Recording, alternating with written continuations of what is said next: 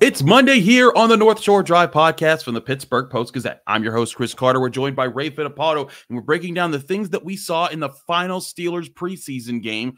What did we see that would contribute to a 53-man roster projection? How does the quarterback situation look right now? All of that and more answered on today's North Shore Drive podcast from the Pittsburgh Post-Gazette. Let's get into it. You are now listening to the North Shore Drive podcast, a show on all things Pittsburgh sports from the writers of the Pittsburgh Post-Gazette, hosted by Christopher Carter.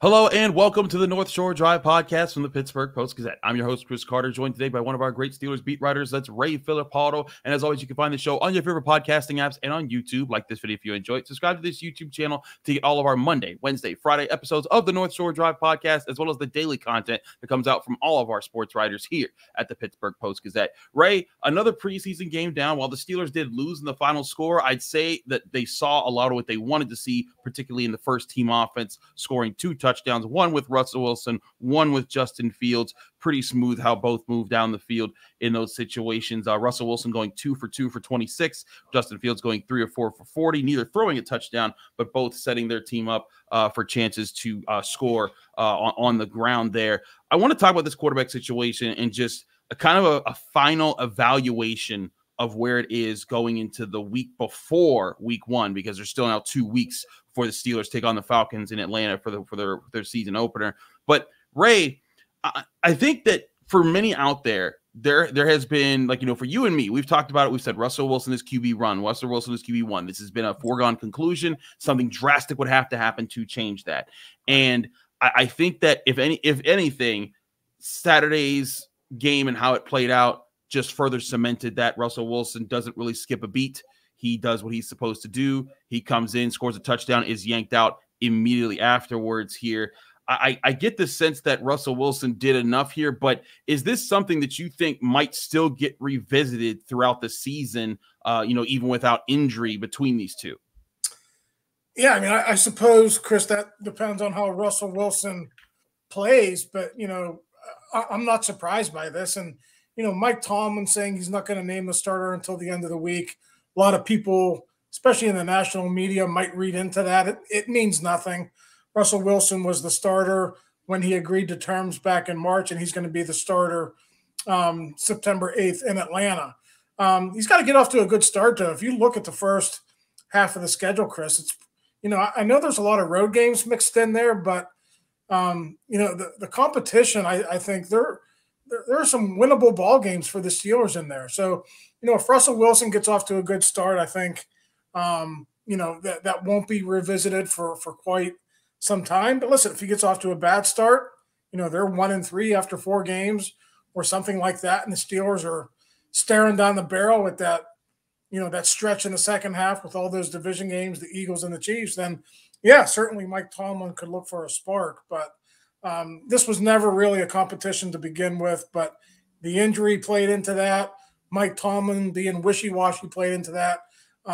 So Russell Wilson will be named the starter probably on Wednesday, the final day of practice this week, and then the Steelers will go from there. I think that's kind of the conclusion that we're at now. I think that there's some out there that still feel like this isn't finished, even though it is finished for week 1, pretty much for the most part. Justin Fields, look, I'll say this. It is not a knock on him that what he did in training camp. I think he took significant steps forward, and he put the situation where I think Russ did have to prove in the end that he was definitely QB1. And granted, the Steelers were seeing it in practice all the time, his professionalism, his consistency, that has been there. I think that everyone panicked a little bit after our first preseason game, not us, of course. But some people were reacting really harshly, saying, national media, oh, he's done. This is definitely Justin Fields' time. And it's like, okay, let's take a step back here. Let's note a few things. Him not playing most of training camp and Justin Fields getting a lot of that time. But again, to Justin Fields' credit, I think that there's at least promise there, where there was a question of that promise when training camp was beginning. You and I were looking at like, ooh, Kyle Allen's making some better throws here in the first couple of days of camp. Yeah, I mean, listen, everyone knew about Justin Fields' running ability before he got to the Steelers. that's only been confirmed since he's been here. He's a really good athlete with the ball in his hands, whether that's on design runs or escaping the pocket. I think where he made a nice little jump this summer was his ability, and we saw it with that Michael Pruitt catch. Everything was on time there, nice little ball down the seam, and he gets it done. So the accuracy improved this summer, I thought. Still like to see the decision making get a little bit better. Don't take as many sacks. I think that's an issue. And let's face it, he and Russell Wilson and Kyle Allen, for that matter, played behind an offensive line that wasn't really holding a firm pocket. No. If I had one criticism of Justin Fields, though, ball was on the ground an awful lot when he was in the game. And I don't know, yesterday Zach Frazier snapped it before Justin was ready. We'll have to find out this week whose fault that was. Seemed to be going on the silent count. Did Justin know what the silent count was? Did Zach know? We really don't know what that is at this point. But even before that, he had issues with Nate Herbig in the first game. And, it's been an ongoing issue even in training camp practices. So he's got to shore that up.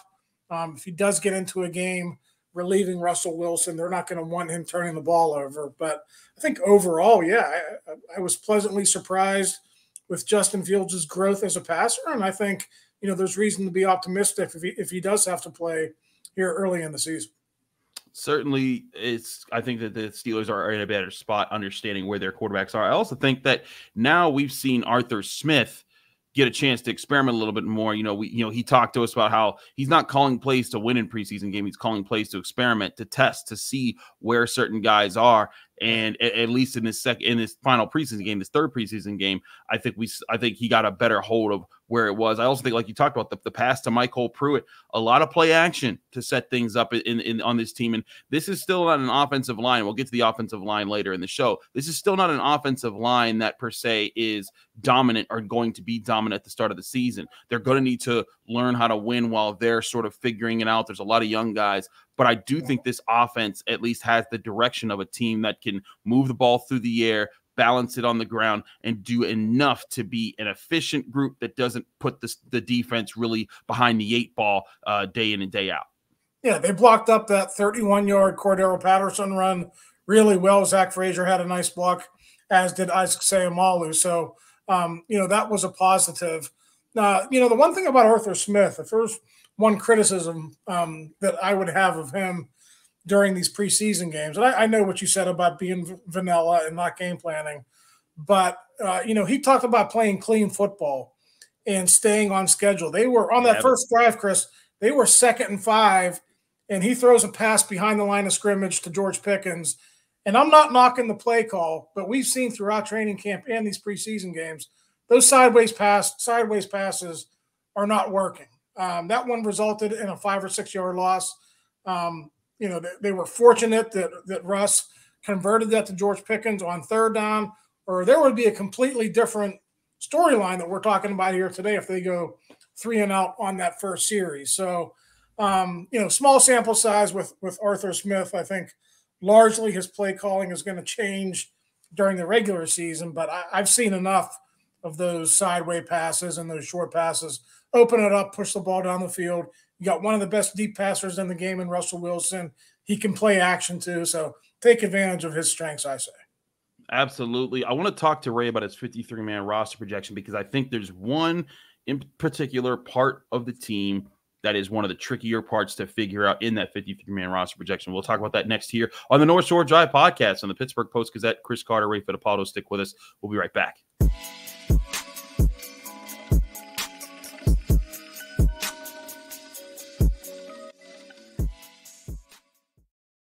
We're back here on the North Shore Drive podcast from the Pittsburgh Post-Gazette. Chris Carter, Ray Fittipaldo, breaking things down on the Steelers after their final preseason game.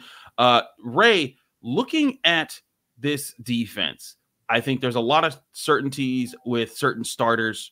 Patrick Queen, Elandon Roberts, Minka Fitzpatrick, Deshaun Elliott, Cam Hayward, TJ Watt. Like there's a lot of things, kind of solidified.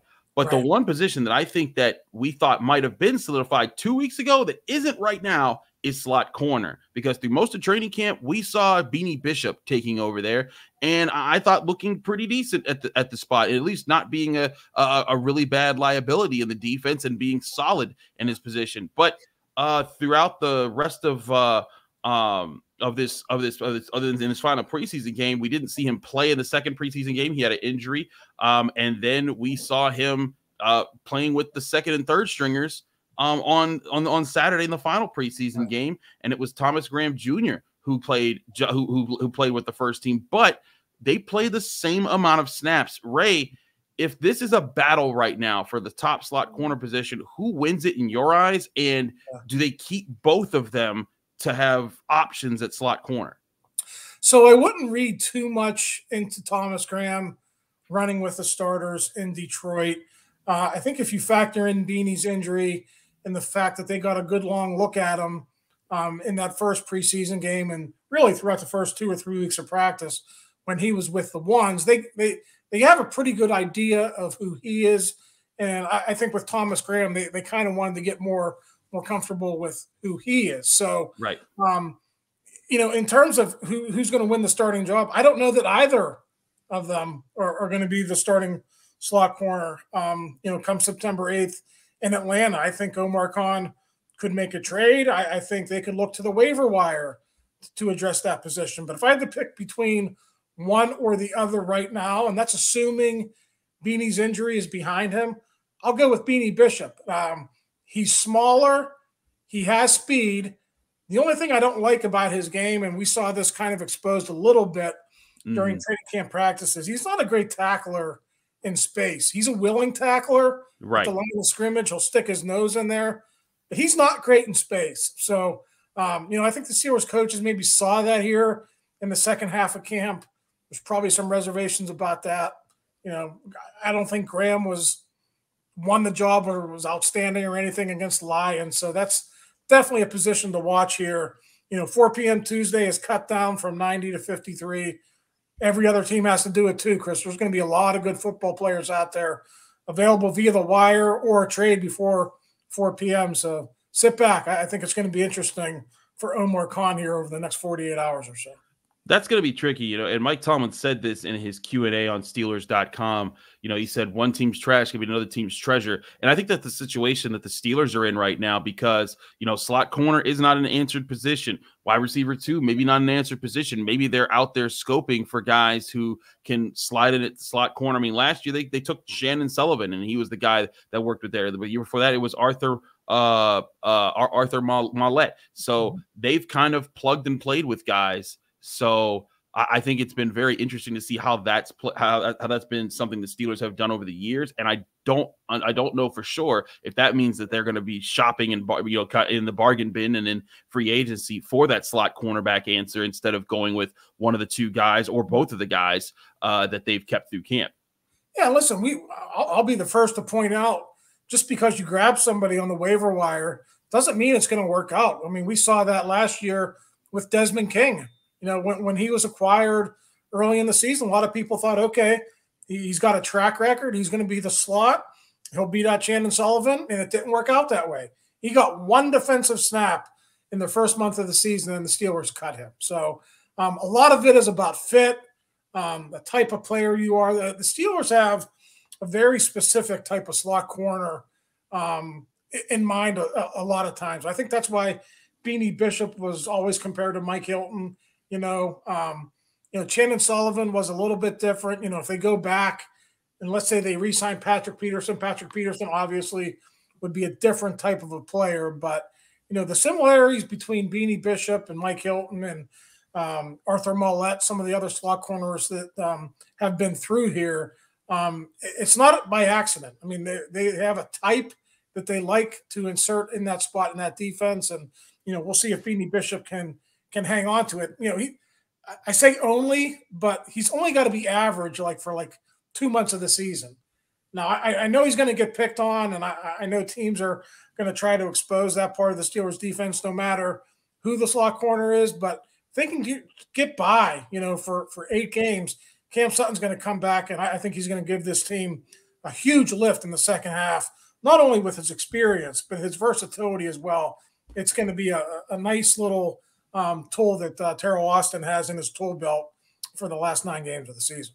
I certainly think so. And, I thought there was also a kind of a cool moment for the Steelers and Cam Sutton. He got an interception in the preseason game, albeit against backups and later in the game. But, if you're watching from home, Misty Matthews was interviewing Russell Wilson, and you hear the excitement of him. He was like, way to go, Sutton. And the whole team is kind of dapping him up as he's on the sideline, because that's where he got cut before he came back to the Steelers. And, I think that was a pretty good moment for Cam Sutton, even though he's about to not play for 2 months. He's about to miss the first 8 weeks of the season. So, but I do think you see people the locker room appreciates him. He's welcome. He's welcomed there, and I think there is an excitement to get him back in the mix, because his versatility could be huge for what this defense wants to do down the stretch. Yeah, listen, whatever happened with Cam Sutton happened. He's being penalized by the NFL, but I could tell you before that incident and after that incident, he's a likable guy in that Steelers locker room. So I think he's going to be a good fit for this defense on and off the field once he does return. Now, the NFL took away his game check for 8 weeks. Chris, are they going to take away some more money from him for punting that ball into the stands? I don't know. Maybe. He might want that money back here in a couple of weeks. He's not playing for a lot of money on that 1-year contract this year. No, he's not. He might need some of that. Last thing here. Ray, as you're doing, by the way, Ray is releasing his 53-man roster projection today. It's Monday. Go check it out at post-gazette.com to get his full readout. If you're building the the cornerback room, who are you keeping that is currently on this roster? And if you're projecting to add someone from outside, where would you slot them, especially at corner? Yeah, I mean, listen, I'm sure you noticed yesterday, Chris, Corey Trice started. Thought he had a couple of good tackles early in the game. And then I want to say it was maybe mid-second quarter, certainly by late second quarter, his shoulder pads were off. So it seems like the Steelers saw what they needed to see out of him. I think he's going to be on this roster. Now, it might not be the top backup at outside corner if they go out and acquire someone, but I think he's firmly on the roster right now. I think he's shown them enough in training camp.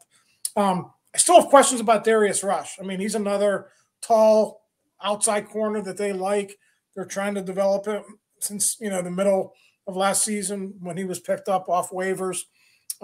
He was playing well into the second half. So I think they have more questions about Darius Rush than they do Corey Trice right now.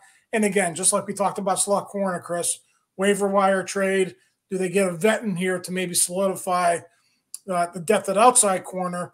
It doesn't have to be a star. Maybe just somebody with a little bit more experience than Corey Trice, who has 0 games, and Darius Rush, who has 3 games and 33 snaps on his resume.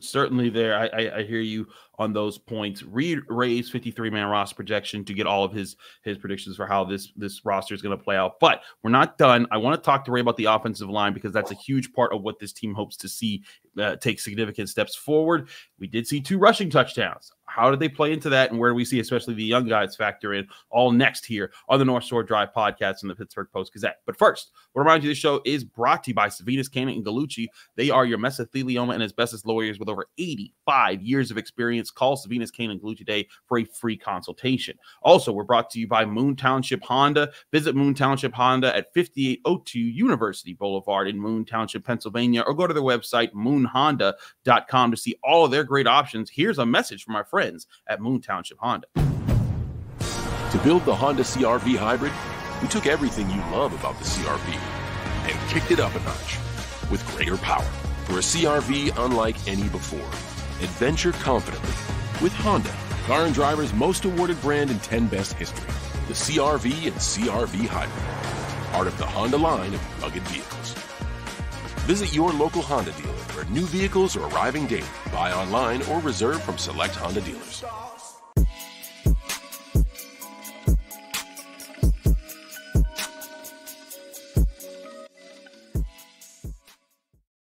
We're back here on the North Shore Drive podcast for the Pittsburgh Post-Gazette. Chris Carter, Ray Fittipaldo. Ray, let's talk about this offensive line real quick. First, let's focus on Zach Frazier for a second here, because Zach Frazier has now completed the entire Steelers preseason, and at least according to Pro Football Focus and how they chart things, he has yet to give up a single pressure up the middle in pass protection. That's a pretty good rate. And in the Steelers' 31-yard touchdown run ran by Cordero Patterson, you could see on that play, it was right behind Frazier and Seumalo. They both start off double teaming the defensive tackle. Seumalo chips to the backer. Frazier seals the tackle inside, and that created a huge hole for Patterson to attack, where he was able to put one move on. The safety missed, and he walked into the end zone. Ray, how impressed are you by Zach Frazier and the progress that you've seen from the start of training camp to now? Yeah, I think if you talk to his teammates and his coaches, they'll tell you the same thing. They've been very impressed with his maturity level, his knowledge of the offense, his ability to transition from a college to the pro player. And the last element that they were looking for was that on-field physicality in that play. And, we've seen it. You mentioned, the touchdown run. That was blocked up really well. Yeah. He's not gonna shy away from blocking 310-pound nose tackles. He's a wrestling guy. He's got leverage. He's going to be able to get that done on a consistent basis. And as far as the pass pro goes, he might be the only Steelers offensive lineman who didn't give up a pressure during the preseason. I mean, it was very leaky otherwise, but he was really stout in the middle. Listen, that transition from Nate Herbig to Zach Frazier probably would have started before the Atlanta game anyway. I just think the last 2 weeks we just kind of see the preview, and people have been impressed with Zach Frazier, and I think he's going to be solid in his rookie season for the Steelers. It's funny you say that. At least according to Pro Football Focus, other players who did not give a pressure throughout the preseason were Dan Moore Jr. and James Daniels. Now, again, that's their charting. That's how they see it. But I thought that was something. I want to touch on Dan Moore Jr. for a second here, because I actually think Dan Moore has looked pretty solid in the preseason games. And it doesn't mean that he has fixed everything and that Dan Moore is ready to go and forget about Broderick Jones and Troy Fautano. He's the future. But I do think that he has not gone quietly away into the night and made this just put the young guys in their decision for the Steelers. When Mike Tomlin talks about maturing throughout, a rookie contract, first year to second year, big jump. And then again, third and fourth year. I mean, Dan Moore was a lightning rod his first couple of years in the league during the preseason. He and Kendrick Green a couple of years ago was one or the other. They were giving up sacks or pressure. So I tip my hat to Dan Moore. That guy's a pro. He's solid. Obviously the Steelers' long-term plans, it's Broderick Jones and Troy Fautanu as their bookends. But listen, if Troy Fautanu practices this week, Chris, and the Steelers think he's going to be healthy enough to start the season, it's going to be Dan Moore on the left side. It's going to be Fautanu on the right side. And then eventually I think Broderick Jones is going to have to, work his way back in there. There was one sack yesterday that has been on the highlight reel. It wasn't really Broderick Jones's fault, but, we had the scrum with Broderick last week, and I think you asked the question in there just about his timing and stuff. Even on that sack where Kyle Allen got taken down, punch, he was giving up a lot of ground. I mean, he was in his kick slide, 3.5, 4 yards into the backfield, and he wasn't even thinking about getting hands on. I think it was Houston who he was trying to block. So we discussed last week, okay, are they going to maybe start jump setting more? I didn't really see that yesterday. Just get your hands on guys sooner. Athleticism isn't the issue for Broderick Jones, but, the technique, the timing, when to punch, he's the entire theme of this preseason for Broderick Jones, giving up ground and getting pushed into the quarterback. And again, at least on that one rep yesterday, we saw the same thing. So if it's me, I know a lot of people don't want to hear this, but if it's me, if Fautano's healthy, I'm sticking with Dan Moore based on what I've seen the last couple of weeks. I think that would be a hot take of all hot takes, Ray. I think if someone's listening right now, they're like, "What? That's crazy! You must be." They drafted 2 first-round tackles for a reason. But I hear you, and I think part of this is, and it's like what we've said. And the reason I asked about Broderick Jones, I asked him specifically about his punch, because against Greg Rousseau in the Bills game, that was what he was losing. He was getting in position. He was lined up perfectly, good pad level, and then Rousseau would just punch him in the chest and he would fall over. And as a lineman, you're supposed to have punch being the one that gets into their chest. You're supposed to be winning that, especially with a guy who has the build and the arm length of a Broderick Jones. So for me, that to me brings a big question into what's going on there, because that wasn't an issue for him last year when we saw him as a rookie, which makes me think there's something going on with that right arm and what's going on there. And to Broderick Jones's credit, he has not tried to use that in his excuse. He said, hey, everyone's banged up. We got to go out there and I gotta work. I got to get better. But it may behoove Broderick Jones if he gets some rest and that right arm heals, and then he can get back to playing the way that he did last year, where he wasn't afraid to throw his hands, and those were violent hands that allowed him to sort of better engage opponents. And listen, I'm not knocking Arthur Smith or Pat Meyer either here, but sometimes when guys have injuries, there have to coaching adjustments, right? I mean, it's coaching 101. Okay, he's having a hard time in the traditional kick slide. Just ask him to do a more shallow set. Work on that in practice. If the elbow really is bothering him and he can't execute his normal punch, do a shallower set and then get your hands on the guy sooner. So, I mean, these are all things that will probably be talked about in the next couple of weeks. But in my mind, just based off what I've seen the last couple of weeks, Jones has some technique issues to work out. I don't know if you necessarily want to be a coach working out technique issues with one of your starting tackles as you enter a season. I definitely agree with you there. You want to have technically sound thing, especially at tackle where you're protecting the quarterbacks from the edge rushers. Before we get out of here, Ray, give me your projection of, again, back to your 53-man roster projection. But if you're just taking offensive linemen, how many you're taking and who are they? Well, I'm keeping 9, and I would take let's do the starters. Let's say Broderick Jones, James Daniels, Zach Frazier, Sayamalu, and Dan Moore are your 5. And then you obviously keep Troy Fautanu, who will be a starter eventually. I'm keeping Ryan McCollum right now just because he's another center, and Mason McCormick and Spencer Anderson are still a work in progress. I think the Steelers have to find out over the next week if either of those guys can be a center on game days. And if not, Ryan McCollum has to be on this roster. Then my last 2 would be, of course, McCormick, a guard, and Spencer Anderson, a guard with some tackle, some center capability. A little bit disappointed in Spencer Anderson yesterday. He gave up a sack, let the guy beat him to the inside. He was playing tackle there. I know he's played guard most of camp, but listen, if you're going to be I think Spencer's on the 53, but if you're going to be on the 46-man game day roster, better be able to play guard and tackle or guard and center, and that wasn't necessarily a good showing from Spencer yesterday. So I think the theme is they're going to be set with their starters, whether it's Fautanu or Jones, but the depth behind them, the top center, the top swing tackle, the top guard off the bench, that's going to be decided here in the next week or so.